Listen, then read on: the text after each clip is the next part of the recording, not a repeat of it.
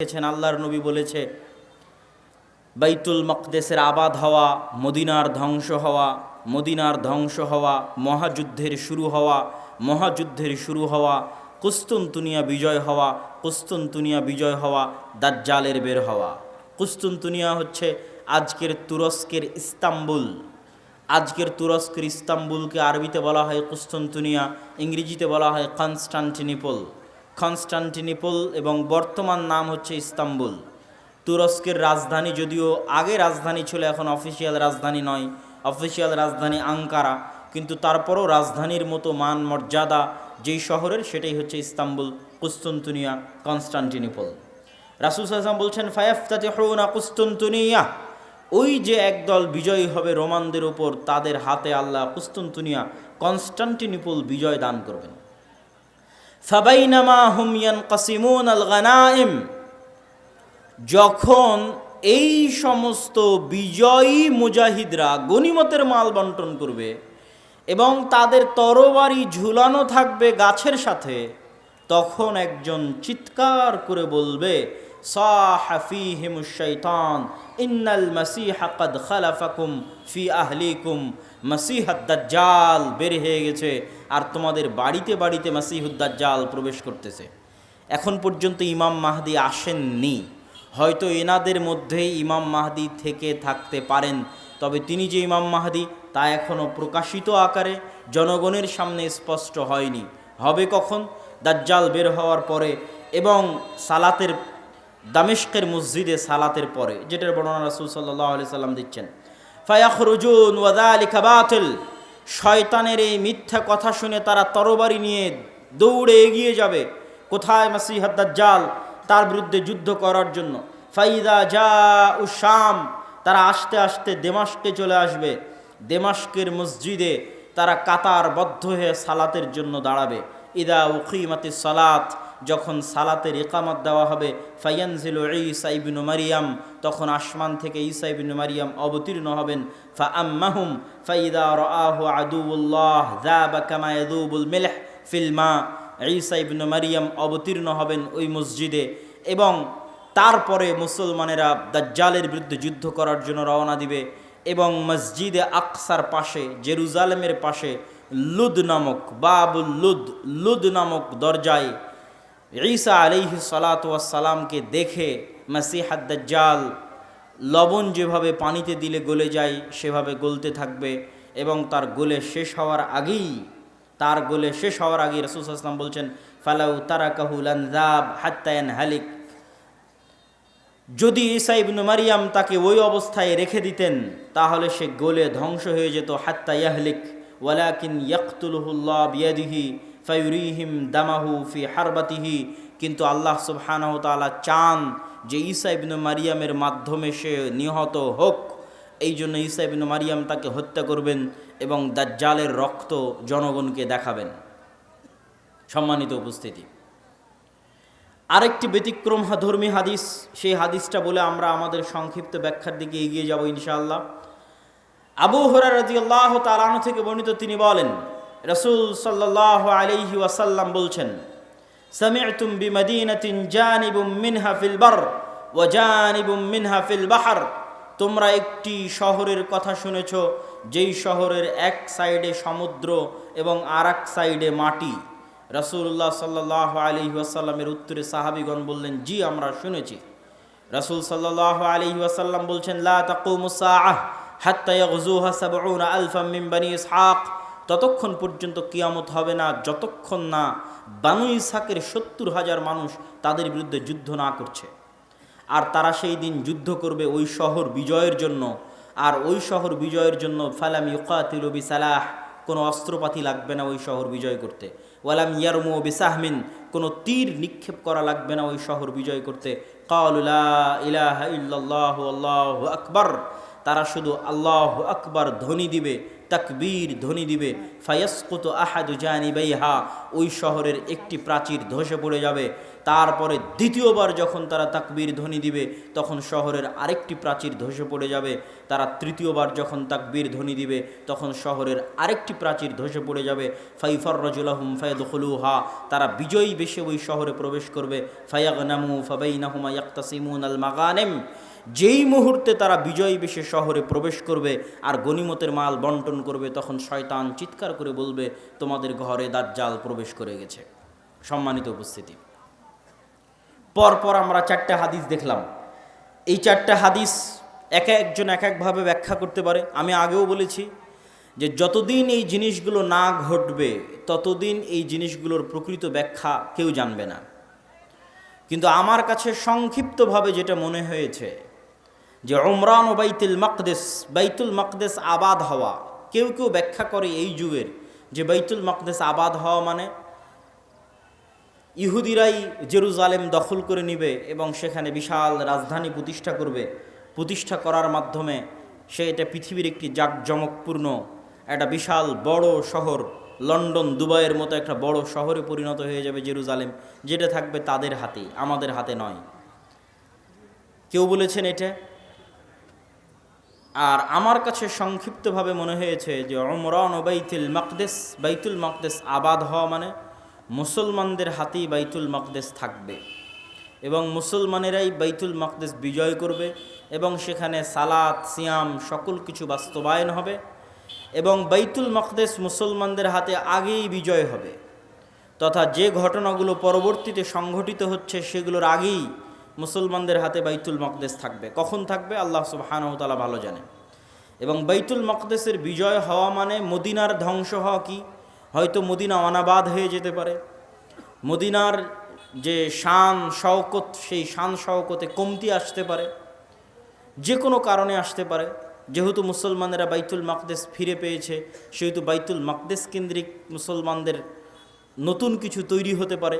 যেমন উমাইয়া খেলাফাত আমলে যখন আবদুল্লাহ ইবনে জুবাইরের হাতে মক্কা এবং মদিনা ছিল, তখন উমাইয়া খলিফারা মক্কা মদিনা জিয়ারত করতে না পারার কারণে তারা তাদের সকল ধন সম্পদ খরচ করত বাইতুল মাকদেসের পিছনে।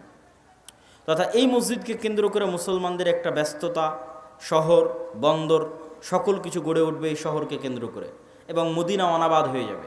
মদিনা অনাবাদ হয়ে গেলে যুদ্ধ শুরু হবে। কোন যুদ্ধ? যেই যুদ্ধ আমরা আলোচনা করলাম, এই যুদ্ধকে রাসূল সাল্লাল্লাহু আলাইহি সাল্লাম বলছেন আল মালহামা আল কুবরা। এবং এই যুদ্ধের বর্ণনা দিতে গিয়ে অন্য হাদিসে রাসূলুল্লাহ সাল্লাল্লাহু আলাইহি ওয়াসাল্লাম বলেছেন যে এই যুদ্ধে এত বেশি পরিমাণ মানুষ মারা যাবে যে একটা উড়ন্ত পাখি যদি আকাশে উড়তে থাকে তাহলে উড়তে উড়তে সে ক্লান্ত হয়ে যাবে, কিন্তু লাশের সারি সে উড়ে শেষ করতে পারবে না, এত বেশি পরিমাণ মানুষ মারা যাবে এই যুদ্ধে। আর এই যুদ্ধের পরপরই কুস্তুনতুনিয়া বিজয় হবে। মানে আজ তো ইস্তাম্বুল মুসলমানদের হাতে আছেই। হাদিসের ভাষায় বোঝা যায় যে ইস্তাম্বুল একদিন মুসলমানদের হাতে থাকবে না। আজ আছে কিন্তু একদিন থাকবে না। তথা আজকের যে তুরস্ক, এটা আজকে মুসলমানদের হাতে থাকলেও হাদিস প্রমাণ করছে যে দাজ্জাল যেই মুহূর্তে বের হবে ওই মুহূর্তে কনস্টান্টিনোপল, ইস্তাম্বুল, তুরস্ক মুসলমানদের হাতে নাই, থাকবে না। তথা সেটা মুসলমানেরা যে কোনো সময় হারিয়ে ফেলতে পারে, অদূর ভবিষ্যতে, নিকট ভবিষ্যতে। আল্লাহ সুবহানাহু ওয়া তাআলা ভালো জানে কখন হারিয়ে ফেলবে, কেন না হারালে বিজয় কিসের? আর যেই বিজয়ের কথা রাসূল সাল্লাল্লাহু আলাইহি সাল্লাম বলছেন এই বিজয় নিকটে, কিয়ামতের নিকটবর্তী, দাজ্জাল বের হওয়ার পূর্ব মুহূর্তের বিজয়। সম্মানিত উপস্থিতি, তাহলে মোটামুটি যদি আমরা এই দুইটা জিনিসের ব্যাখ্যা এভাবে দাঁড় করাই যে বাইতুল মুকাদ্দাস আগেই মুসলমানেরা বিজয় করবে, সেটাই হচ্ছে বাইতুল মুকাদ্দাসের আবাদ। আর কুস্তুনতুনিয়া কিয়ামতের পূর্ব মুহূর্তে বিজয় হবে, তার অর্থ হচ্ছে কুস্তুনতুনিয়া মুসলমানেরা হারিয়ে ফেলবে, কনস্টান্টিনোপল মুসলমানেরা হারিয়ে ফেলবে। এখন হাদিসের আরও একটা অংশ ব্যাখ্যা করতে বাকি, রোম কারা? যে রোমানদের সাথে মুসলমানদের চুক্তি হবে এবং চুক্তির পরে সেই চুক্তি পুনরায় ভঙ্গ হয়ে মুসলমান এবং রোমানরা পরস্পর যুদ্ধ করবে, সেই যুদ্ধ, এই যুদ্ধ, সেই রোম কারা? এ বিষয়ে মুহাদ্দিসিনে কেরাম এবং মুফাসসিরিনে কেরামের মধ্যে মতভেদ হওয়ার সবচেয়ে বড় কারণ হচ্ছে আল্লাহর নবীর যুগে রোম বলতে যাদেরকে বোঝানো হতো তাদের রাজধানী ছিল কনস্টান্টিনোপল। আল্লাহর নবীর যুগে, মানে যেই সময়ে আল্লাহর নবী এই হাদিস বলতেছেন, ওই সময়ে রোম বলে যাদের বোঝানো হতো তাদের রাজধানী তুরস্কের ইস্তাম্বুল, কনস্টান্টিনোপল।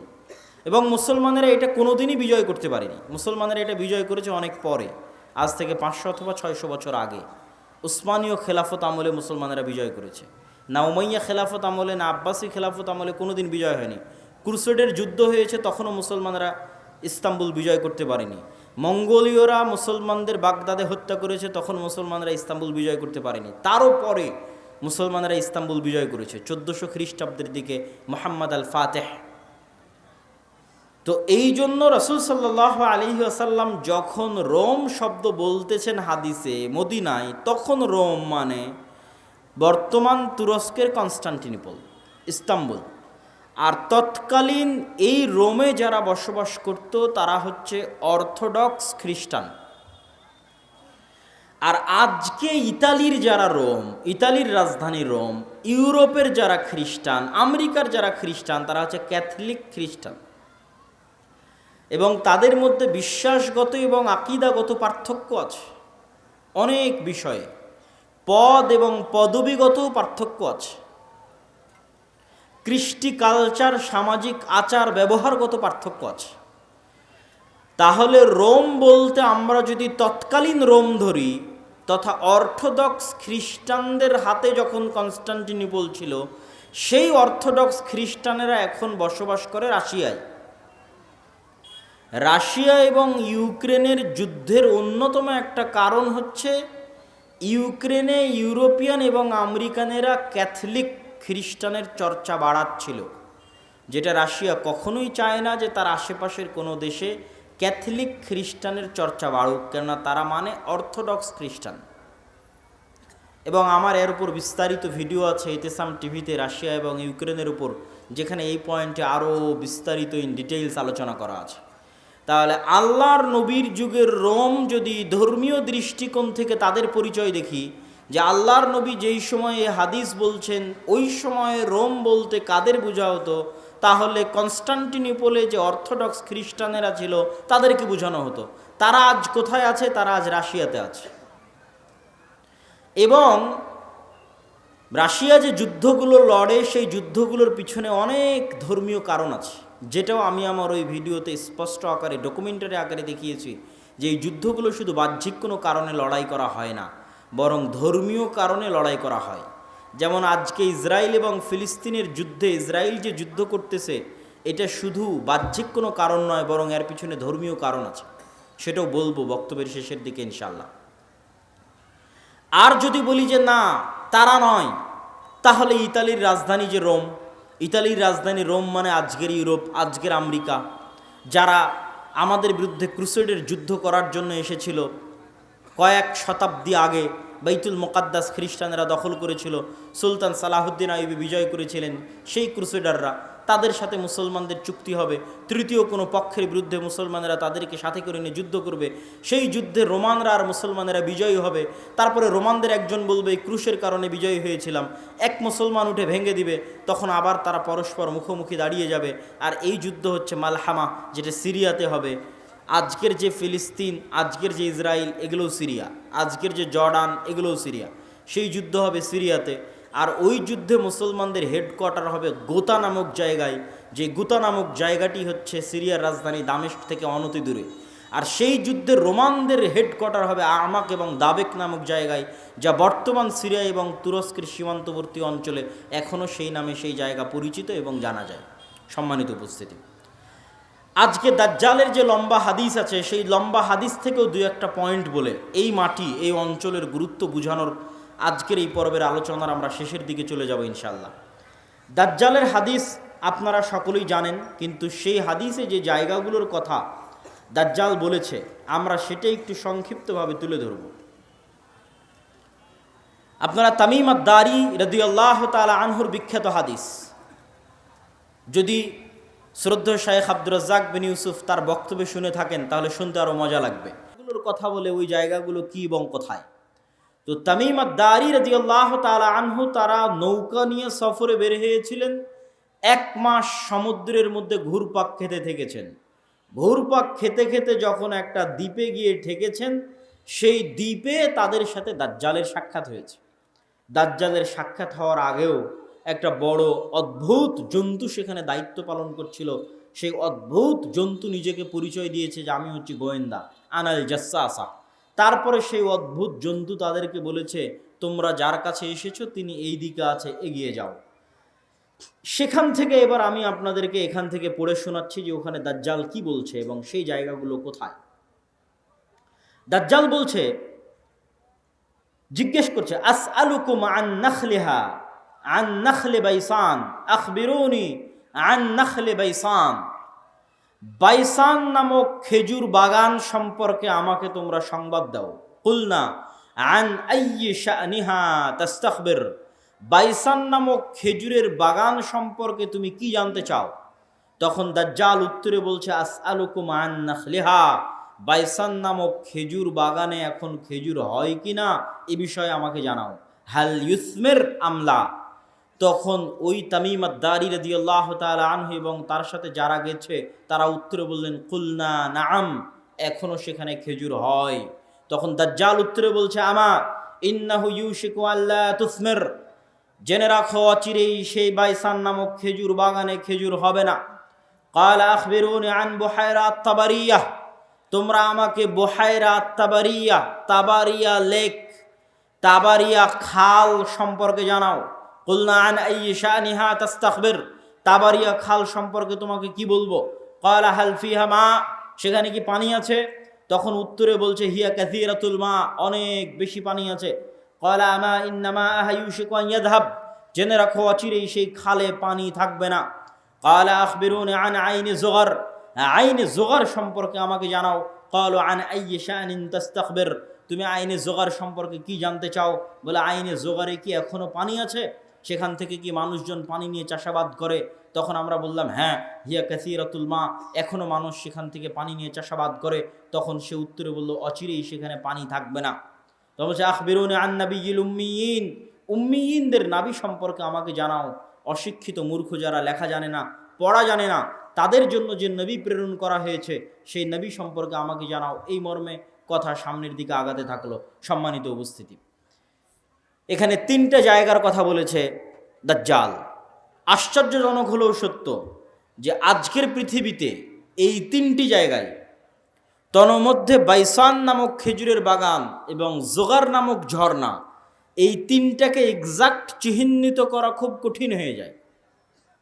বিশেষ করে আইনে যোগারকে এক্সাক্ট চিহ্নিত করা যে এইটা আইনে যোগার, এটার বিষয়ে নিশ্চিত কেউ গবেষকরা এখন পর্যন্ত তথ্য দিতে পারেনি।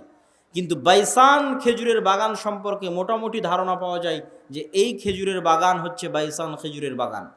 আর বুহায়রা আত-তাবারিয়া এটা এত প্রসিদ্ধ, এত ব্যাপক, এত পরিচিত যে সবাই জানে। এমনকি ইসরায়েলে সারা পৃথিবী থেকে শত শত খ্রিস্টান এই বুহায়রা আত-তাবারিয়া দেখার জন্য যায়। এই জন্য দেখার জন্য যায়, তারা মনে করে তাদের তাওরাত, তাদের বাইবেলে ঈসা আলাইহিস সালাতু ওয়াস সালামের যত মোজেজার কথা বলা আছে, সকল মোজেজা তিনি দেখিয়েছিলেন বুহায়রা তাবারিয়ার ওপরে অথবা বুহায়রা তাবারিয়ার পাশে। সেই মোজেজা যদি হয় অন্ধ ব্যক্তিকে চক্ষুস্মান করে দেওয়া, সেই মোজেজা যদি হয় টাকওয়ালা ব্যক্তির মাথায় চুল গজিয়ে দেওয়া, সেই মোজেজা যদি হয় মৃত ব্যক্তিকে জীবিত করা, এগুলোর অধিকাংশ মোজেজা তাদের বিশ্বাস অনুযায়ী ঈসা আলাইহিস সালাতু ওয়াস সালাম এই লেক, এই খালের পাশে অথবা তার উপরে তিনি করে দেখিয়েছিলেন, এই জন্য তারা দেখতে আসে। এবং এইটা চলমান বর্তমান ইসরায়েলের সীমানার অন্তর্ভুক্ত। এবং আনুমানিক গবেষণা অনুযায়ী বাইসানের খেজুরের বাগান এবং যোগারের ঝর্ণা এবং তাবারিয়ার লেক তিনটাই বর্তমান ইসরায়েলের সীমানার অন্তর্ভুক্ত, যেই জায়গাগুলোর কথা এই হাদিসে দাজ্জাল তামিম আদ-দারি রাদিয়াল্লাহু তাআলা আনহুকে জিজ্ঞেস করতেছে। তাহলে একদম যদি আমরা সামারি এবং সারমর্ম করি, তাহলে কিয়ামতের পূর্ব মুহূর্তে যা যা সংঘটিত হবে সব বড় বড় ঘটনা এই মাটিতে, এই জমিনে সংঘটিত হবে, শামের মাটিতে সংঘটিত হবে। আল মসজিদুল আকসা, বাইতুল মুকাদ্দাস কেন্দ্রিক যে এরিয়া, যে জগৎ, যে দেশ, সেখানে সংঘটিত হবে। এবং আমি আমার অতীতের বক্তব্যগুলোতে বলেছি যে বাইতুল মুকাদ্দাসই একমাত্র কারণ পৃথিবীর, যেই কারণে পৃথিবীর 90% মানুষ যুদ্ধে জড়িয়ে যেতে পারে, যেই কারণে পৃথিবীর 90% মানুষ যুদ্ধে জড়িয়ে যেতে পারে, তার অন্যতম একটি কারণ হচ্ছে মসজিদে আকসা। কেননা পৃথিবীর তিনটা ধর্মের মানুষ এই মসজিদের দাবিদার। ইহুদিরা দাবিদার, খ্রিস্টানেরা দাবিদার, আমরা মুসলমানেরা দাবিদার। যেহেতু তিনটা ধর্মই আসমানি দিন, আসমান থেকে এসেছে, তিনটা ধর্মের গ্রন্থই আসমানি গ্রন্থ। ওই দুইটা গ্রন্থে বিকৃতি এসেছে, ওই দুইটা ধর্মে বিকৃতি এসেছে। ইসলামে বিকৃতি আসেনি, কোরআনে বিকৃতি আসেনি। কিন্তু যেহেতু একই জায়গা থেকে আগত, এই জন্য ঘটনা, আকিদা, বিশ্বাস, কাহিনী অনেক কিছুই সেম এবং কমন।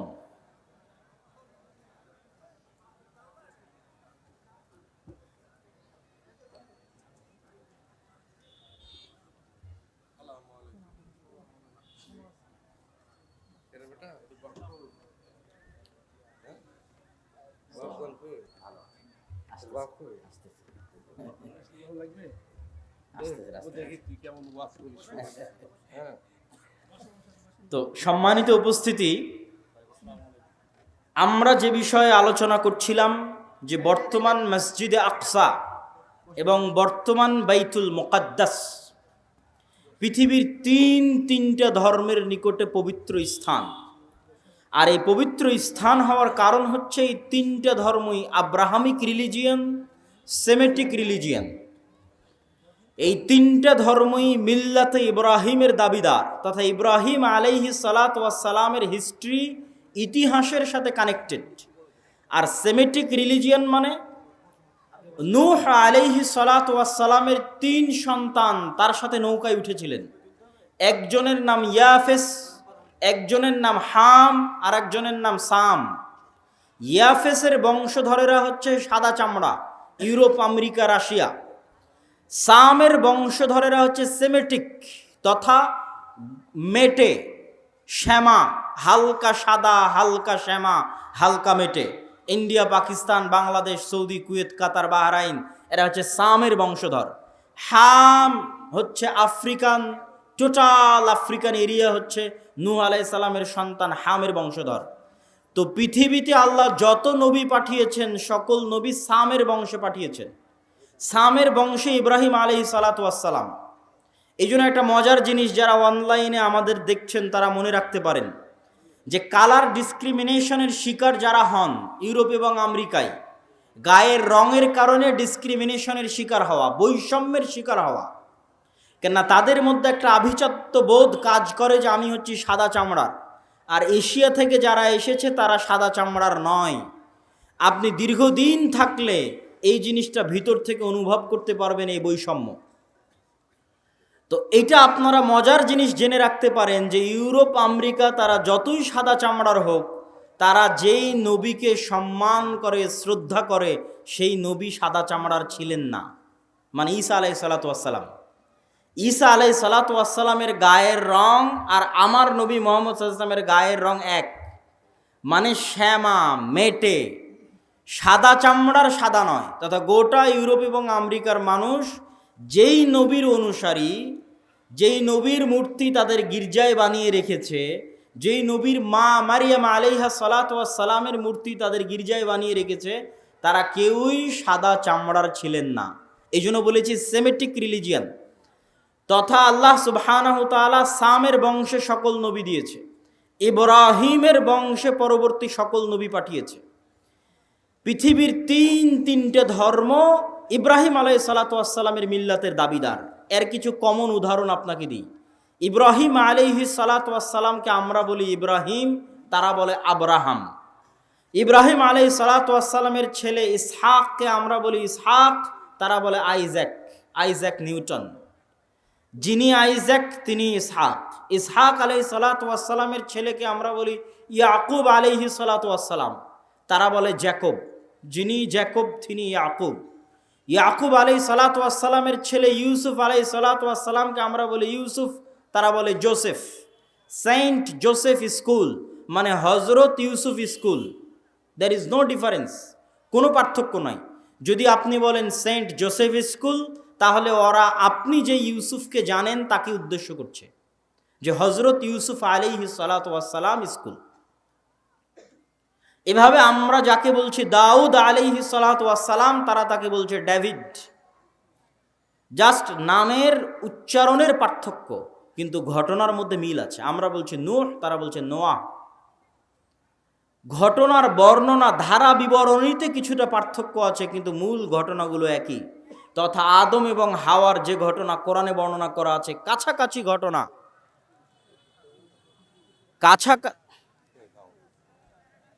কেমন আছে?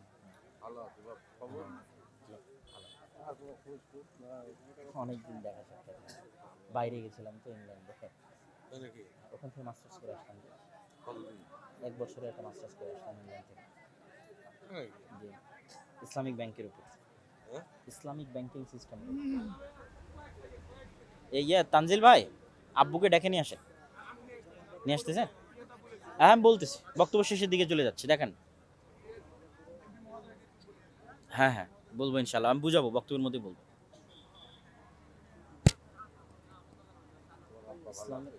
ইসলামিক ব্যাংকিং এবং ইসলামিক ফাইন্যান্সের মাস্টার্স।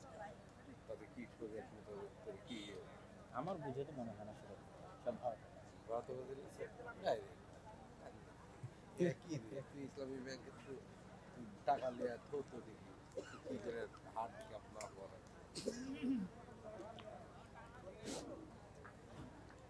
সম্মানিত উপস্থিতি, তো আমরা আলোচনা করছিলাম ইহুদি, খ্রিস্টান এবং ইসলাম, এই 3টে ধর্ম আব্রাহামিক রিলিজিয়ান। এই জন্য ঘটনার ধারা বিবরণীতে পার্থক্য হলেও মূল ঘটনা একই। তথা তাওরাত এবং ইঞ্জিলে আজও লেখা আছে যে মানুষ বানর থেকে তৈরি হয়নি, মানুষ আদম আলাইহিস সালাম থেকে তৈরি হয়েছে। আমরা বলছি আদম, তারা ওভাবেই বলতেছে। আমরা বলছি হাওয়া, তারা বলছে ইভ। হাওয়া আলাইহিস সালাতু ওয়াস সালামের নামটা চেঞ্জ হয়ে গেছে, ঘটনা একই। আমরা যেমন আমাদের কোরআনে মহাপ্লাবনের ঘটনা আছে নূহ আলাইহিস সালাতু ওয়াস সালামের, কাছাকাছি ওই রকমই মহাপ্লাবনের ঘটনা আজও তাওরাত এবং ইঞ্জিলে আছে। ঘটনার ধারা বিবরণীতে পার্থক্য হতে পারে, কেন ওগুলো বিকৃত হয়ে গেছে। ঠিক তেমনি কুরবানির কথা, ইব্রাহিম আলাইহিস সালাম তার সন্তানকে কুরবানি করছেন, এই কথা তাওরাত জাবুর ইঞ্জিলেও আছে, কিন্তু তারা পরিবর্তন করে দিয়েছে যে ইব্রাহিম আলাইহিস সালাম ইসহাক আলাইহিস সালাতু ওয়াস সালামকে কুরবানি করছেন। আর কোরআন বলছে ইব্রাহিম আলাইহিস সালাতু ওয়াস সালাম ইসমাইলকে কুরবানি করছেন। তো যাক, আমরা সরাসরি বাইতুল মুকাদ্দাসের দিকে চলে আসি এবং আমার বক্তব্যের শেষের দিকে এগিয়ে যাওয়ার চেষ্টা করব। তো ইব্রাহিম আলাইহিস সালাতু ওয়াস সালামের 2 সন্তান ইসহাক এবং ইসমাইল। আজকের পুরো পৃথিবীর ইসরায়েল কেন্দ্রিক যে পলিটিক্স, ফিলিস্তিন কেন্দ্রিক যে পলিটিক্স, এটা যদি বুঝতে চান তাহলে আপনাকে এই জিনিসটা ক্লিয়ার কনসেপ্ট রাখতেই হবে যে আসলে কেন এই জিনিসগুলো ঘটতেছে। তো ইব্রাহিম আলাইহিস সালাতু ওয়াস সালামের 2 সন্তান ইসহাক এবং ইসমাইল। ইসহাক আলাইহিস সালাতু ওয়াস সালাম হচ্ছেন সারা আলাইহা সালাতু ওয়াস সালামের সন্তান, আর ইসমাইল হচ্ছে হাজেরা আলাইহা সালাতু ওয়াস সালামের সন্তান। ইব্রাহিম আলাইহিস সালাতু ওয়াস সালাম সারার সন্তান ইসহাককে নিয়ে থাকতেন জেরুজালেমে। ইব্রাহিম আলাইহিস সালাতু ওয়াস সালাম থাকতেন কোথায়? জেরুজালেমে। আল্লাহ কোরআনে বলছেন নাজ্জাইনাহু ওয়া লূতান ইলাল আরদিল্লাতী বারাকনা ফিহা লিল আলামিন। আমি ইব্রাহিমকে আশ্রয় দিয়েছি এই মাটিতে, লূতকে আশ্রয় দিয়েছি এই মাটিতে, যেই মাটিতে আমি বরকত রেখেছি সারা পৃথিবীর মানুষের জন্য, ওই মাটি জেরুজালেমের মাটি। লূত আলাইহিস সালাতু ওয়াস সালামের শহর উল্টিয়ে দেওয়ার পরে আল্লাহ তাকে আশ্রয় দিয়েছেন জেরুজালেমে। আর ইব্রাহিম আলাইহিস সালাতু ওয়াস সালাম তিনি যখন ইরাক থেকে হিজরত করে এসেছেন, তখন আল্লাহ সুবহানাহু ওয়া তাআলা তাকে আশ্রয় দিয়েছেন জেরুজালেমে। তার বাপ আজর তাকে ইরাকের ব্যাবিলন নগরী থেকে তাড়িয়ে দিয়েছিলেন। তাহলে ইব্রাহিম আসলেন জেরুজালেমে, লূত আসলেন জেরুজালেমে। ইব্রাহিমের সন্তান ইসহাক ছিল জেরুজালেমে, ইসহাকের সন্তান ইয়াকুবও ছিল জেরুজালেমে। আর ইব্রাহিম আলাইহিস সালাতু ওয়াস সালাম আরেক সন্তান ইসমাইলকে রেখে আসলেন 1500 কিলোমিটার দূরে মক্কায় কাবা ঘরের পাশে। তাহলে একই সাথে একই সময়ে আল্লাহ ইব্রাহিম আলাইহিস সালামের 2 সন্তানকে দিয়ে পৃথিবীর 2টা মসজিদ আবাদ করাচ্ছেন। আল্লাহর নবী এবং পবিত্র কোরআন বলছে ইন্না আউওয়ালা বাইতিন উযিআ লিন-নাস বিবাক্কা, পৃথিবীর বুকে প্রথম মসজিদ তৈরি হয়েছে মক্কায় আল্লাহর ইবাদতের জন্য। আর আল্লাহর নবী বলছেন মক্কার 40 বছর পর, কাবার 40 বছর পর মসজিদ তৈরি হয়েছে আল মসজিদ আল আকসা, বাইতুল মুকাদ্দাস। তাহলে ইব্রাহিম আলাইহিস সালাতু ওয়াস সালামের এক সন্তান ইসহাক এবং তার বংশধরেরা আবাদ করছে মসজিদ আকসা। আর ইব্রাহিম আলাইহিসসালামের আরেক সন্তান ইসমাইল এবং তার বংশধরেরা আবাদ করছে কাবা, একই সময়ে একই সাথে। আর ইব্রাহিম আলাইহিসসালাম নিজে জেরুজালেম থেকে মক্কায় যাতায়াত করেছে 4 থেকে 5 বার। একবার হাজেরা আলাইহিসসালাম এবং ইসমাইলকে রাখতে গেছেন, একবার জবাই করতে গেছেন, একবার কাবা ঘর তৈরি করতে গেছেন, একবার ছেলেকে এমনি দেখতে গেছেন, পাননি, স্ত্রীকে তালাক দিয়ে আসতে বলেছেন। লম্বা ঘটনা সহিহ বুখারীতে পাবেন। তাহলে ইব্রাহিম আলাইহিসসালাম পৃথিবীর একমাত্র নবী যিনি একই সাথে এই দুইটা পবিত্র মসজিদের সাথে কানেক্টেড, একই সাথে। হুয়া ইব্রাহিম আলাইহিসসালাম, তিনি ইব্রাহিম আলাইহিসসালাম 5 বার মক্কা থেকে ফিলিস্তিন জেরুজালেম যাতায়াত করেছেন। এবার আসেন হিস্ট্রি সামনের দিকে আগাতে থাকলো। ইউসুফ আলাইহিসসালাম কুয়ায় পড়ে মিশরের বাজারে বিক্রি হয়ে গেলেন। আজকে যেমন ফিলিস্তিন আর মিশর পাশাপাশি, গাজায় আপনি ত্রাণ পাঠাতে পারবেন না মিশর ছাড়া, ওই কালেও একই অবস্থা ছিল, ফিলিস্তিন মিশর পাশাপাশি। ফিলিস্তিনের কুয়াতে পড়ে বিক্রি হলেন মিশরে অর্থমন্ত্রী হলেন, বাপ ভাই দাদা সবকে ডেকে পাঠালেন। 70 জনের পরিবারের বিশাল বহর নিয়ে ইয়াকুব আলাইহিসসালাম গেলেন মিশরে। এই প্রথম ইসহাকের বংশধরেরা ফিলিস্তিন ছেড়ে মিশর চলে গেল। মিশরে ইউসুফ আলাইহিসসালামের রাজত্ব এবং তার পরবর্তীদের রাজত্ব 1-150 বছর থাকলো। তারপরে যখন বিরোধী পার্টি ক্ষমতায় চলে আসলো, তথা ফেরাউন কিবতীরা যখন ক্ষমতা দখল করে নিল, তো আগের ক্ষমতায় যারা সবচেয়ে বড় জোট ছিল ওদেরকে হত্যা করতে লাগলো। আগের ক্ষমতায় যে বাদশাহ ছিল মিশরের, তার সবচেয়ে বড় জোট ছিল বানু ইসরাইল, ইউসুফ আলাইহিসসালাম, তো এদেরকে হত্যা করো। আর ফেরাউন জানতো যে আমি ক্ষমতা হারালে এদের কাছে ক্ষমতা হারাবো, অতএব এদের শিশুদের হত্যা করো, যেন আমার ক্ষমতা দখল করার মতো কেউ না আসে। ওয়াইজ নাজ্জাইনাকুম মিন আলি ফিরআউনা ইয়াসুমুনাকুম সুআল আযাব ইউযাববিহুনা আবনাকুম ওয়া ইস্তাহিয়ুনা নিসাআকুম। আমি তোমাদেরকে ফেরাউনের কবল থেকে বাঁচিয়েছি, যে ফেরাউন তোমাদের ছেলে সন্তানদের জবাই করত। আল্লাহ পবিত্র কোরআনে বলছেন ছেলে সন্তানদের জবাই করত। আজকের ফেরাউন বানু ইসমাইলের ছেলে সন্তানদেরকে গাজায় হত্যা করতেছে। দিন পরিবর্তন হয়েছে, টার্গেট একই। কেননা তারা জানে যে এই ফিলিস্তিন থেকে এমন সন্তান বের হবে যাদের হাতে তাদের পতন অনিবার্য, পতন অবশ্যম্ভাবী। এই জন্য বেরি যেন হতে না পারে, এই জন্য আগে শিশুই হত্যা করে দাও, যেমন ফেরাউন হত্যা করত। সম্মানিত উপস্থিতি, তারপরে ফেরাউনের অত্যাচারে থেকে বানু ইসরাইলকে বাঁচানোর জন্য আল্লাহ মুসা আলাইহিসসালামকে পাঠালেন। মুসা আলাইহিসসালামের লম্বা ঘটনা, তিনি বানু ইসরাইলকে সাথে করে নিয়ে পালিয়ে যাচ্ছেন। ফেরাউনকে আল্লাহ লোহিত সাগরে ডুবিয়ে হত্যা করলেন। হত্যা করার পর মুসা আলাইহিসসালাম ফেরত মিশরে যাননি কেন? এই জন্য মিশরে ফেরত যাননি যে মুসা আলাইহিসসালাম পালিয়ে যাচ্ছিলেন না, মুসা আলাইহিসসালাম ইজ রিটার্নিং ব্যাক, ফেরত যাচ্ছিলেন। কোথায় ফেরত যাচ্ছিলেন? 400 বছর আগে ওনার বাপদাদা ইয়াকুব এবং ইয়াকুবের সন্তান 70 জন এবং ইউসুফ ওই যে জেরুজালেম ছেড়ে মিশরে আসছে, ওই জেরুজালেম বাপদাদার আদিভিটা, সেখানে ফিরে যাচ্ছিলেন। ইতিহাসের সত্য মিথ্যা জানা যায় না, কিন্তু ইতিহাসে লেখা আছে যে ইউসুফ আলাইহিসসালাম মিশরে মারা গেলেও তাকে তিনি ওসিয়ত করে গেছিলেন কবর দেওয়ার জন্য জেরুজালেম। আর মুসা আলাইহিসসালামের কথা তো সহিহ বুখারীতে রাসূল সাল্লাল্লাহু আলাইহি ওয়াসাল্লাম বর্ণনা করতেছেন, যেটা ধারা বিবরণীতে আমি আসব। তো আপনি যদি আজকের ম্যাপে দেখেন, লোহিত সাগর পার হয়ে ফিলিস্তিনে যাবেন, মিশর থেকে লোহিত সাগর ক্রস করে ফিলিস্তিনে যাবেন, গুগল ম্যাপে দেখবেন ফিলিস্তিনে ঢোকার আগে বিশাল মরুভূমি, সিনাই মরুভূমি। আর ওই ফিলিস্তিনে তখন বসবাস করত তৎকালীন বিশ্বের সবচেয়ে শক্তিশালী গোত্র, তাদের নাম আমালেকা গোত্র। তো ওদের সাথে যুদ্ধ করে জিতে জেরুজালেম জয় করতে হবে, এই জন্য অপেক্ষায় বসে আছেন সিনাই মরুভূমিতে। সিনাই মরুভূমি যেহেতু মরুভূমি, আর লোহিত সাগরের পানি যেহেতু লবণাক্ত, এই জন্য কোনো খাবার নাই, না মরুভূমিতে কোনো ফলমূল হয়, না মরুভূমিতে কোনো পানি আছে। এই জন্য সূরা বাকারায় বানু ইসরাইলের ঘটনা পড়ে দেখবেন যে আল্লাহ মুসা আলাইহিসসালামকে বললেন, তুমি লাঠি দিয়ে পাথরে আঘাত করো, তোমার সম্প্রদায়ের জন্য ঝর্ণা তৈরি করে দিচ্ছে। তুমি আল্লাহর কাছে দোয়া করো, আর জান্নাত থেকে মান্না এবং সালোয়া পাঠিয়ে দিচ্ছে। জান্নাত থেকে পাখির আকারে এবং গাছে ঝুলন্ত আকারে, বাড়ির উপরে গাছে ঝুলন্ত আকারে জান্নাত থেকে মান্না এবং সালোয়া আসতো, কেননা মরুভূমিতে কোনো খাবার ছিল না। তারপরে মুসা আলাইহিসসালাম তাদের নিয়ে জেরুজালেম বিজয় করতে যাবেন মর্মে যুদ্ধের ঘোষণা দিলেন। এরা ছিল নিমক হারাম কওম। আল্লাহর এত বড় নিয়ামত দেখার পরও এরা বলল, ইযহাব আনতা ওয়া রাব্বুকা ফাকাতিলা, মুসা আপনি আর আপনার আল্লাহ গিয়ে যুদ্ধ করেন, আমরা যুদ্ধ করতে পারবো না। বলেন নাউজুবিল্লাহ। এই জন্য মুসা আলাইহিসসালাম জেরুজালেম বিজয় করতে পারেননি। তখন মুসা আলাইহিসসালাম আল্লাহর কাছে দোয়া করেছিলেন, যেন আমার লাশ, আমার মৃত্যু যেন জেরুজালেমের এত নিকটে হয় যে একটা ঢিল মারলে যেন জেরুজালেম থেকে বাইতুল মুকাদ্দাস থেকে একটা ঢিল মারলে আমার কবরে এসে পড়ে। মুহাম্মদ সাল্লাল্লাহু আলাইহি ওয়াসাল্লাম বুখারীর হাদিসে বলছেন, আমি যদি আজ ফিলিস্তিনে থাকতাম তোমাদের দেখাতাম যে কোথায় মুসা আলাইহিস সালাতু ওয়াস সালামের কবর আছে। সম্মানিত উপস্থিতি, তারপরে ধারা বিবরণী আমি সংক্ষিপ্ত আকারে আজকের পর্যন্ত আপনাকে আমি বুঝিয়ে দিচ্ছি। তারপরে ইউশা বিন নুনের মাধ্যমে জেরুজালেম বিজয় হলো। আমার আগের বক্তব্য শুনে দেখবেন আল্লাহ জেরুজালেম বিজয়ের দিন সূর্যকে থামিয়ে দিয়েছিলেন। সূর্যকে থামিয়ে দিয়ে ইউশা বিন নুন জেরুজালেম বিজয় করেছিলেন। তারপরে আস্তে আস্তে আস্তে আস্তে দাউদ এবং সুলাইমান আলাইহিস সালাতু ওয়াস সালাম আসলেন। দাউদ এবং সুলাইমান আলাইহিস সালাতু ওয়াস সালাম পৃথিবীর সবচেয়ে বড় রাজত্ব জেরুজালেমে কায়েম করলেন। সুলাইমান আলাইহিস সালাম দ্বিতীয়বার মসজিদ আকসা নির্মাণ করালেন জিনদেরকে দিয়ে। আর পৃথিবীর অত শক্তিশালী অত বড় রাজত্ব পৃথিবীতে আগে আর কোনোদিন হয়নি, পরেও কোনোদিন হবে না, সেটা কায়েম হলো জেরুজালেমে।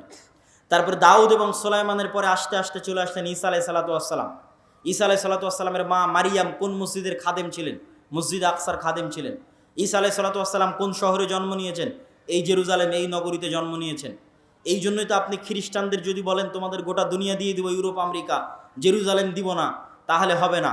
কেননা এখানে তারা যাকে নবী বলে শ্রদ্ধা করছে তার স্মৃতি এই শহরে আছে। ঈসা আলাইহিস সালাতু ওয়াস সালামের স্মৃতি এই শহরে আছে। ঈসা আলাইহিস সালামের আম্মা মারিয়াম আলাইহিস সালাতু ওয়াস সালামের স্মৃতি এই মসজিদে আছে। আর ইহুদিদের স্মৃতি আছে এই যে মুসা, দাউদ, সুলাইমান, তাদের লম্বা স্মৃতি বললাম। ইয়াহইয়া এবং জাকারিয়া আলাইহিস সালাতু ওয়াস সালাম এই শহরেই ছিলেন। ঈসা আলাইহিস সালাতু ওয়াস সালাম দিয়ে আল্লাহ বানু ইসরাইলের নবী দেওয়া বন্ধ করে দিলেন। ওই যে ইসহাক আলাইহিস সালাতু ওয়াস সালাম থেকে শুরু হয়ে গোটা দুনিয়ার হিস্ট্রি আপনাকে 5 মিনিটে বলে দিলাম। মুসা আলাইহিস সালাতু ওয়াস সালামে এসে আল্লাহ বানু ইসরাইলের নবী পাঠানো স্টপ। ওই যে এবার 5000 বছর যাবত ইব্রাহিমের আর এক সন্তান, তার সন্তানেরা আবাদ করতেছে মক্কায় কাবা। 1000 বছর যাবত আবাদ করতেছে। আল্লাহ ওটাকে সেভ রেখেছিলেন। পৃথিবী আল্লাহ সুবহানাহু ওয়া তাআলা কিভাবে ফাংশন করবেন এটা তার পূর্ব পরিকল্পিত, পূর্ব প্ল্যান। সেই ফাংশন করার জন্য ইব্রাহিম আলাইহিস সালাতু ওয়াস সালামের এই সন্তানে মাত্র একজন নবী আল্লাহ সুবহানাহু ওয়া তাআলা পাঠিয়েছেন। তিনি হচ্ছেন আমাদের নবী মুহাম্মদ সাল্লাল্লাহু আলাইহি ওয়াসাল্লাম, যিনি মক্কায় আসলেন। মক্কায় এসে তিনি নবীর দাবি করলেন এবং হেরাক্লিয়াসের দরবারে আবু সুফিয়ানকে জিজ্ঞেস করা হলো যে মুহাম্মদ সাল্লাল্লাহু আলাইহি ওয়াসাল্লামের পূর্বে কি আর কেউ নবী দাবি করেছিল? আবু সুফিয়ান বলল, না, মুহাম্মাদের পূর্বে মক্কায় আর জীবনে কোনোদিন কেউ নবী দাবি করেনি। হেরাক্লিয়াস বলল, যদি বলতে যে তার পূর্বে কেউ নবী দাবি করেছিল তাহলে আমি বলতাম দেখা দেখি নবী দাবি করছে। যেহেতু পূর্বে কেউ নবী দাবি করেনি, অতএব ভাবতে হবে যে মুহাম্মদ সাল্লাল্লাহু আলাইহি ওয়াসাল্লাম কেন নবী দাবি করছেন। তুমি আমাকে বলো, ওই মক্কায় মুহাম্মদ সাল্লাল্লাহু আলাইহি ওয়াসাল্লামের পূর্বে কেউ কি রাজা বাদশাহ ছিল? আবু সুফিয়ান বলছে, না, কেউ তো রাজা বাদশাহ ছিল না। 1000 বছর যাবৎ আমরা জানি না যে এই বংশে এই অঞ্চলে কোনোদিন রাজত্ব ছিল, বরং আজীবন এরা রোমান এবং পারস্য এম্পায়ারের অধীনে তাদের জীবন কাটেছে। ওখানে কোনোদিন রাজত্ব তৈরি হয়নি, মক্কা কেন্দ্রিক কোনো রাজত্ব তৈরি হয়নি। তখন বলছে, তাহলে তো অবশ্যই ভাবতে হয়, যদি তুমি বলতে এখানে কোনোদিন রাজা ছিল তাহলে আমি বলতাম যে বাপের দেখা দেখি, বাপদাদার সম্পত্তি, বাপদাদার রাজত্ব ফিরে পাওয়ার জন্য এখন নিজে নবুয়তের দাবি করছে। যেহেতু মক্কা কেন্দ্রিক কোনোদিন রাজত্ব তৈরি হয়নি, মক্কায় কোনোদিন কেউ নবী দাবি করেনি, আবার তোমরা বলছো যে ওখানে ইব্রাহিমের সুন্নাত পাওয়া যায়, মানে হেরাক্লিয়াস স্বপ্নে দেখেছিল আরবদের মধ্যে যারা খাতনা করে। হেরাক্লিয়াস সব পাদ্রীদের ডেকে বলছে, কারা খাতনা করে? পাদ্রীরা বলল, শুধু ইহুদিরা খাতনা করে। বললাম, না, আমি স্বপ্নে দেখেছি আরবদের মধ্যে কারা খাতনা করে। আরবদের মধ্যে কেউ খাতনা করে আমি তো জানি না। তখন আবু সুফিয়ানকে ডেকে নিয়ে এসে জানা গেল মক্কার কুরাইশরা যুগ যুগ ধরে খাতনা করে আসতেছে। কেন? মক্কার কুরাইশদের আদি পিতা তো ইসমাইল আলাইহিস সালাতু ওয়াস সালাম, যিনি ইব্রাহিমের সন্তান। এটা ইব্রাহিমের সুন্নাত, মিল্লাতে ইব্রাহিমের সুন্নাত। সম্মানিত উপস্থিতি, এই জায়গায় হলো সুপারিয়রিটিতে ধাক্কা। ইহুদি এবং বানু ইসরাইলের যে সুপারিয়রিটির থিওরি, পৃথিবীর মাত্র 2টা জাতি এত ভয়ঙ্কর সুপারিয়রিটিতে বিশ্বাস করে যা পৃথিবীর আর কোনো জাতি বিশ্বাস করে না, একটা ব্রাহ্মণ আর একটা ইহুদি। হিন্দুদের মধ্যে যে 4টা গ্রুপ আছে তার মধ্যে একটা হচ্ছে ব্রাহ্মণ। তারা বিশ্বাস করে যে তারা হচ্ছে খোদার মাথা থেকে, তাদের প্রভুর মাথা থেকে সৃষ্টি হয়েছে, এই জন্য তাদের সম্মান মর্যাদা সবার উপরে, বাকি সব তাদের গোলাম। শূদ্র বৈশ্য ক্ষত্রিয় যা আছে সব তাদের গোলাম। আর এরা বিশ্বাস করে যারা আল্লাহর সন্তান, বলেন নাউজুবিল্লাহ। এরা বিশ্বাস করে এরা আল্লাহর সন্তান, এবং এদের সবচেয়ে বড় গর্ব হচ্ছে যে ইব্রাহিমের সন্তান ইসহাকের বংশধর। যদিও আজকের আধুনিক বিশ্বে কোনো প্রমাণ নাই যে চলমান ইসরায়েলে যারা বসবাস করছে এরা ইব্রাহিম আলাইহিস সালামের ব্লাডলি কানেক্টেড। কি জন্য প্রমাণ নাই? আমার আগের আলোচনা থেকেই দলিল পেয়ে যাবেন। আগের আলোচনায় বলেছি ইব্রাহিম আলাইহিস সালাম নূহের সন্তান সামের বংশধর, না নূহের সন্তান হামের বংশধর, না নূহের সন্তান ইয়াফিসের বংশধর? কি বক্তব্য শুনলেন? কার বংশধর? সামের বংশধর। আর সেমেটিকদের গায়ের কালার কিরকম হয়?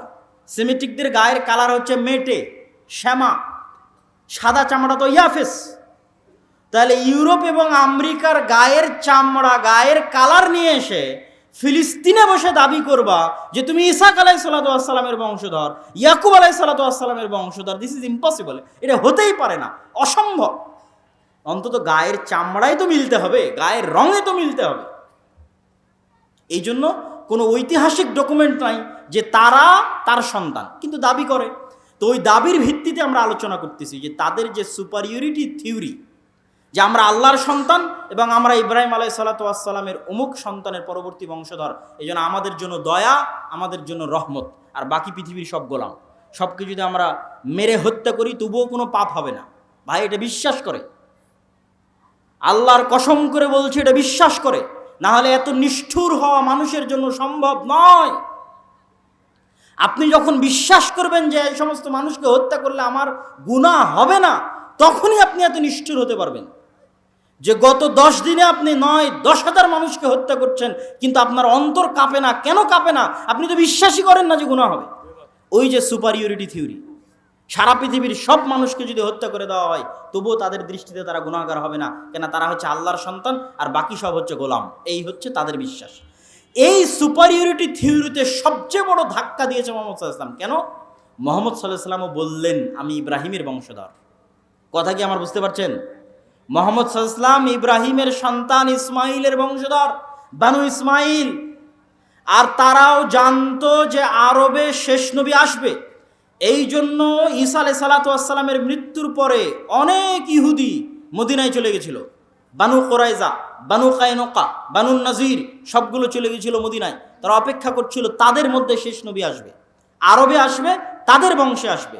কিন্তু যখন দেখলো না তাদের বংশে আসলো না, মুহাম্মদ সাল্লাল্লাহু আলাইহি ওয়াসাল্লাম বানু ইসমাইলের বংশে শেষ নবী দাবি করলো, তাহলে মুহাম্মদ সাল্লাল্লাহু আলাইহি ওয়াসাল্লাম দুই দিক থেকে তাদের সুপারিয়রিটিতে আঘাত করলেন। এক, তুমি রক্তে যতই দাবি করো তুমি ইব্রাহিমের বংশধর, তো আমি মোহাম্মদও দাবি করছি আমি ইব্রাহিমের বংশধর, আমি ইসমাইলের বংশধর।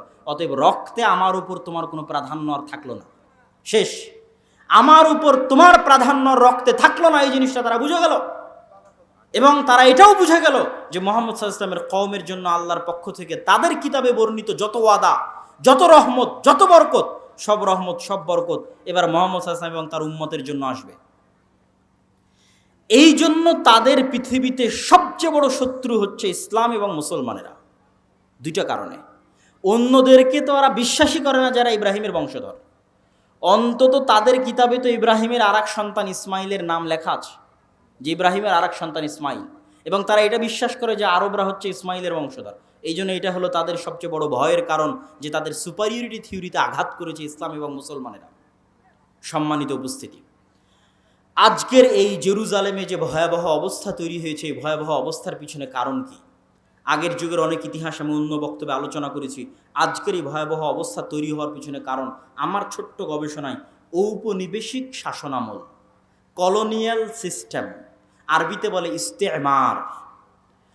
আমরা যারা আজকে এই দেশে বসবাস করছি, যারা আপনারা সামনে বসে আছেন, 1935-1937 সালের আগে আপনাদের বাপদাদারা জমির মালিকই ছিল না। আপনি আজকে যে জমির দলিল নিয়ে দাবি করছেন এই জমি আমার, এই দাবি 35-37-এর আগে এই অঞ্চলের মানুষ করতে পারত না। কেননা আমাদের বাপদাদারা 190 বছর ছিল ব্রিটিশদের গোলাম, তথা আমরা ছিলাম কলোনি, ব্রিটিশের কলোনি। এই জন্য 190 এবং 200 বছর গোলামি করতে করতে আমাদের রক্তের মধ্যে গোলামি ঢুকে গেছে। আর এই দেশ ছেড়ে যখন ব্রিটিশরা গেছে 3টে দেশে ভাগ করে গেছে, ভারত, বাংলাদেশ, পাকিস্তান। ঠিক সারা পৃথিবীর প্রায় মুসলিম দেশই কোনো না কোনো ইউরোপিয়ান কান্ট্রির কলোনি। তারপরে হচ্ছে এই ছোট্ট ভাঙতে ভাঙতে ওর মধ্যে থেকে ইসরায়েল বের করে দিয়েছে। তো তথা ইসরায়েল হচ্ছে ঔপনিবেশিকের ফল, ঔপনিবেশিক শাসন আমলের সন্তান। যে কলোনিয়াল সিস্টেম সারা পৃথিবীতে মুসলমানেরা ভোগ করেছে তার ফল, তার রেজাল্ট। আর ওই যে গোলামি করতে করতে রক্তে গোলামি ঢুকে গেছে মুসলমানদের জন্য, মুসলমানদের মধ্যে, এই জন্য তারা ওই গোলামি থেকে এখনো বের হতে পারতেছে না। গোলামি থেকে বের হতে হলে আরও সময় লাগবে, স্বাধীনচেতা মনোভাব লাগবে, আল্লাহর ইবাদত এবং দ্বীনের অনুসরণ করা লাগবে।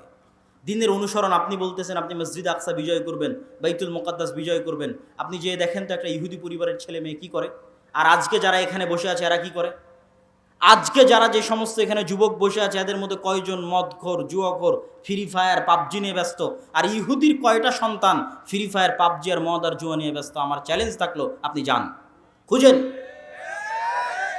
তাদের দোষ দিয়ে লাভ নাই।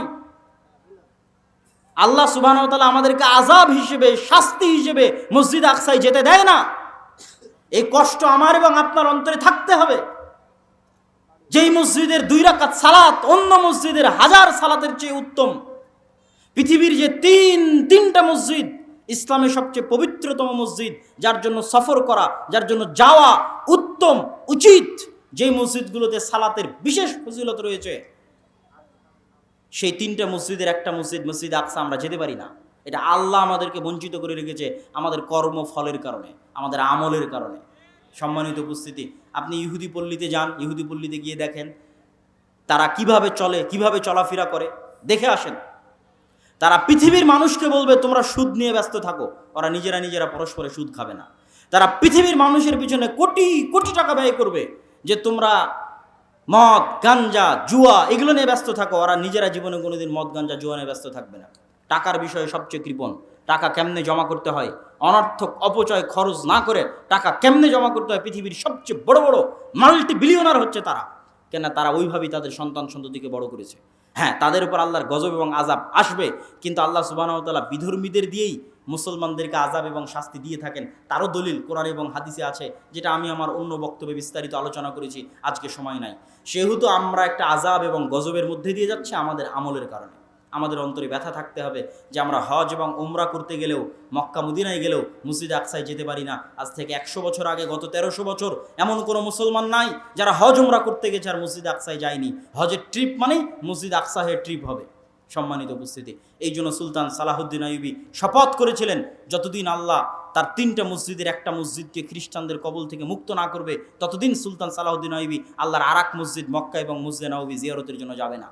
আল্লাহর মসজিদকে বন্দি দশায় রেখে, আল্লাহর মসজিদকে মানুষের সালাত মুক্ত অবস্থায় রেখে তিনি কিভাবে আল্লাহর আরেক মসজিদ জিয়ারতের জন্য যাবেন, এই ব্যথায় তিনি যুদ্ধ করতেন। এই জন্য আপনাদের সন্তান সন্ততি পরবর্তী বংশধরের অন্তরে এই ব্যথা, এই বিশ্বাস এবং আমলের পরিবর্তনের মাধ্যমে আমরা বিজয় অর্জন করতে পারি। যেহেতু আল্লাহর ওয়াদা যে বিজয়ী হব, বক্তব্যের শুরুতেই হাদিস পড়ে দিয়েছি যে পাথর বলবে, গাছ বলবে, ওয়াদা হবে। আল্লাহর নবী বলেছেন হবে, আজ না হলে যেদিন ইমাম মাহদি আসবেন সেই দিন হবে। কিন্তু আমরা যদি তার আগেও যে হবে না তা না, তার আগেও হতে পারে। সুলতান সালাহুদ্দিন আইয়ুবীর হাত দিয়ে আল্লাহ বিজয় করায়নি, করিয়েছে। আমাদের হাত দিয়েও আল্লাহ বিজয় করাতে পারে, কিন্তু তার জন্য আমলের পরিবর্তন লাগবে, আখলাকের পরিবর্তন লাগবে। সম্মানিত উপস্থিতি, আজকের যে অনুষ্ঠানটা আয়োজন হচ্ছে, এই অনুষ্ঠানের মূল লক্ষ্য উদ্দেশ্য হচ্ছে মসজিদ ভিত্তিক দ্বীন শিক্ষা, মসজিদ ভিত্তিক মক্তবকে শক্তিশালী করা। আমরা আপনাদের এই অঞ্চলে সফর দিয়েছিলাম, গোটা মোহনপুর অঞ্চলে আমি নিজে সফর দিয়েছি। মোটামুটি কিছু মসজিদে মসজিদ ভিত্তিক মক্তব আছে, কিছু মসজিদে নাই। তো এই যে শিক্ষায় আমরা পিছিয়ে, জ্ঞানে আমরা পিছিয়ে, অথচ তারা আমাদের চেয়ে শিক্ষা এবং জ্ঞানে এগিয়ে। তো আমাদের যে জ্ঞানে পিছিয়ে এবং বিশেষ করে ধর্মীয় জ্ঞানে আরও পিছিয়ে, কেননা আমাদের দেশের 90% ছেলে মেয়ে যায় স্কুলে আর 2 থেকে 3% যায় মাদ্রাসায়। ওই যে 90 থেকে 95% গেল স্কুলে, তাদের জন্য কোনো একাডেমিক সিলেবাস নাই দিন শেখানোর। যদি না আমরা মসজিদগুলোকে দিন শিক্ষার দিক থেকে শক্তিশালী না বানাতে পারি, শক্তিশালী প্রতিষ্ঠান না বানাতে পারি, তাহলে আমাদের পরবর্তী প্রজন্ম হবে কোরআনবিহীন, আমাদের পরবর্তী প্রজন্ম হবে দ্বীনের জ্ঞানবিহীন, যা আমাদের উপরে জাতিগতভাবে আল্লাহর আযাব আসার জন্য বাধ্য করবে। তথা আমরা আজকে বাংলাদেশে বসে আছি, গাজার জন্য প্রতিবাদ করছি, কয়দিন পর দেখবেন যে আমরাই গাজা হয়ে গেছি। কথা বুঝতে পেরেছেন? যদি আমরা আমাদের আমল এবং আখলাকে পরিবর্তন না আনি, কেননা গাজা হওয়ার মতো সকল ক্রাইটেরিয়া এই দেশে মজুদ আছে। কি এই দেশে মজুদ আছে? এটা পৃথিবীর একমাত্র মুসলিম দেশ যার পাশে কোনো মুসলিম দেশ নাই।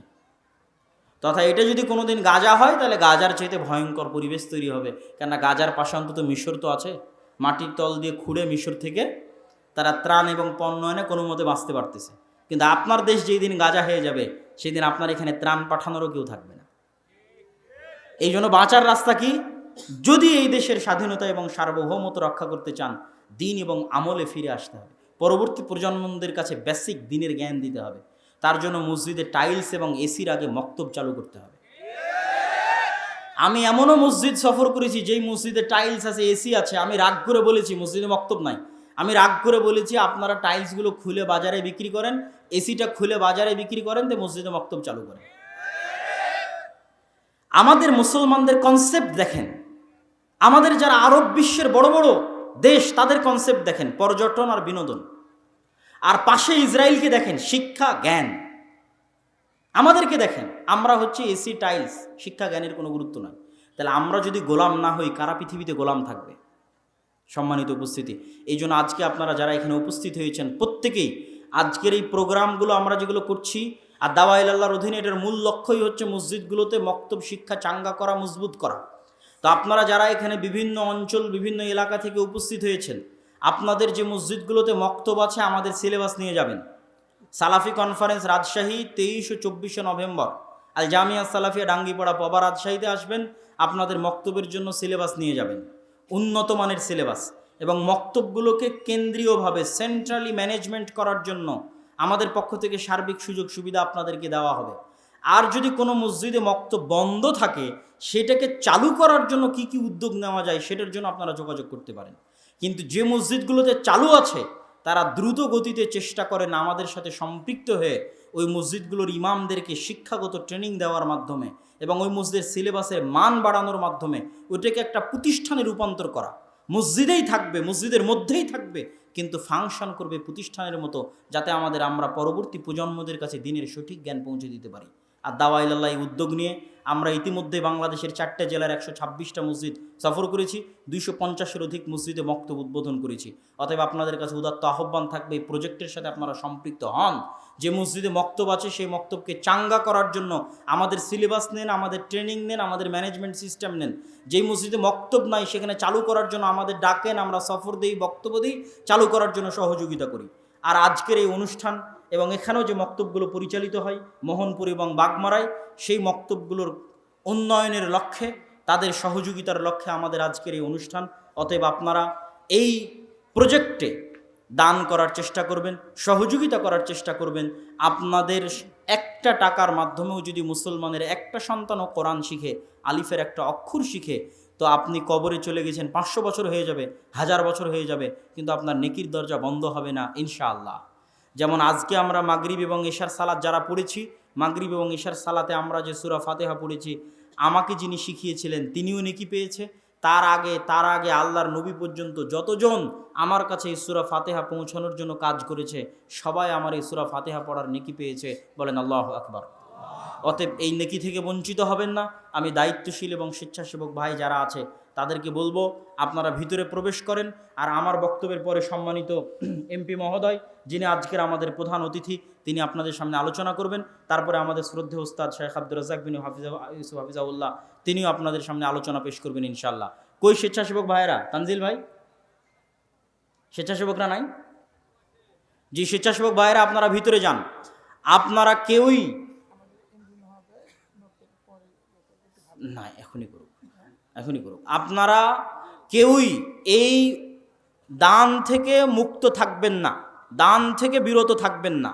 এমনকি যারা আমরা স্টেজে আছি তারাও চেষ্টা করব সংক্ষিপ্ত হলেও আমরা যেন এটাতে অংশগ্রহণ করতে পারি, অল্প হলেও যেন আল্লাহ সুবহানাহু ওয়া তাআলা কই নয়, তোমরা স্টেজে যারা তাদের কাছে নাও, আপনি দরকার হয় অন্যের কাছ থেকে ধার করে হলেও এই প্রজেক্টে অংশগ্রহণ করুন। 5 টাকা 10 টাকা অতি আল্লাহ সুবহানাহু ওয়া তাআলা বরকত দিবে।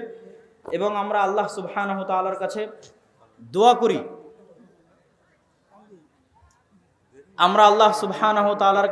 করি, যে আল্লাহ সুবহানাহু ওয়া তাআলা, হে আল্লাহ, আপনি আজকে যারা আমাদের অত্র প্রোগ্রামে উপস্থিত হয়ে এই প্রজেক্টে তাদের স্বতঃস্ফূর্ত অংশগ্রহণের জন্য সহযোগিতার হাত বাড়িয়ে দিচ্ছে, আপনি তাদের দানকে কবুল করুন, আল্লাহুম্মা আমিন।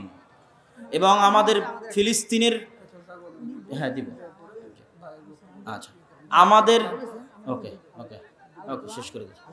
আমাদের আমাদের ফিলিস্তিনের ইনশাআল্লাহ, হে আল্লাহ সুবহানাহু ওয়া তাআলা, আমাদের ফিলিস্তিনের যে সমস্ত ভাই এবং বোনেরা নিহত হচ্ছে, এখন পর্যন্ত ৯,০০০ মারা গেছে, হে আল্লাহ আপনি তাদেরকে শহীদ হিসেবে কবুল করুন, আল্লাহুম্মা আমিন।